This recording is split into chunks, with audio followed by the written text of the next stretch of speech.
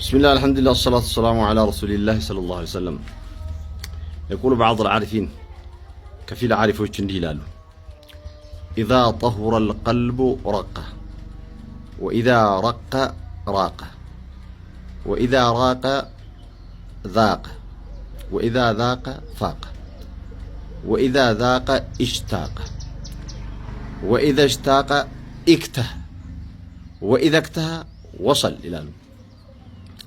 من مالنا عند صو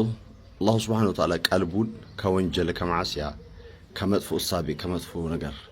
قلبون ያጠራለት ጊዜ ትሳሳለች አሉ ረቂቅ ትሆናለች አልቃሻ ትሆናለች አላህን ፈሪ ትሆናለች አላህን ፈሪ ሆነች ጊዜ ደግሞ ከፍ ትላለች አሉ አላህ Subhanahu Wa Ta'ala ሩህን ከፍ ያደርጋታል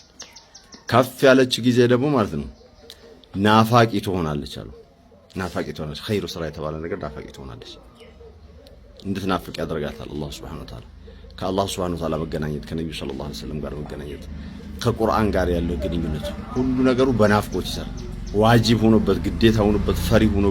ፈሪ ሆኖ ስልቹ ሆኖ ሳይሆን የሚሰራው አላህን Subhanahu Wa Ta'ala ለመገናኘት ሙራድ አድርጎ ማለት ነው በዛ ሁኔታ ነው የሚሰራው እና የመጨረሻው ናፋቂ ከሆነ ሰውየው ምን ይሆናል ልቡ ሙልት ይላል አንድ አይነት ይሆናል ከምን ጋር